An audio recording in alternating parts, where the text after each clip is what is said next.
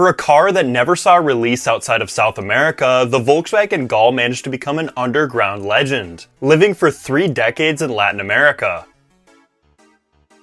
This is part 3 of Volkswagen do Brasil and their ultimate rise to automotive stardom. After the first generation Gol launched in 1980 with almost immediate success, VW felt a slight redesign would help even more with sales numbers. As I mentioned in the last video, the Gol received its first water-cooled engine in 1984, and with that actually came their first facelift. Though it was fairly minor, the additional fog lights mounted on the front end became a staple of the Gol and its wagon and sedan counterparts. An additional badge was also added with the facelift, Gol GT 1.8. This was essentially the GTI equivalent for the BX platform. It's so sleek. This facelift is giving me so many ideas for my future Fox build.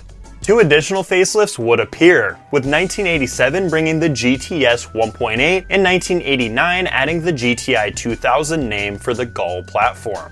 Both of these would live on together until 1994, being the last 2 submodels of the Gen 1 Gol. The wagon version of the Gol, called the Parati, also got a unique facelift called the Parati Surf.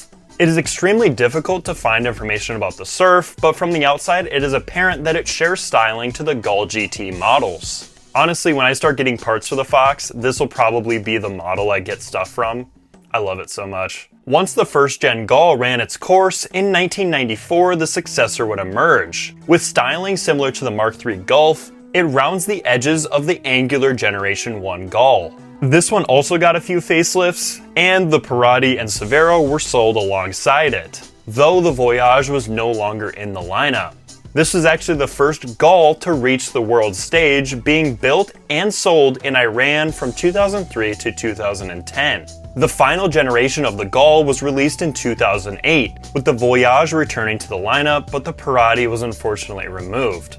How could they kill off the wagon? Come on now. This generation received 3 facelifts before it was ultimately discontinued in 2022, with the Polo Mark VI taking its spot. Of course the Polo had to get rid of the Gol. Volkswagen do Brasil managed to create a car that defined Brazilian ingenuity, and set it apart from the Volkswagen commonly seen on the world stage. I have a lot of videos planned to go more in depth on these Volkswagen models seen in Brazil. Make sure to like and follow to see what's next on Clunk Garage.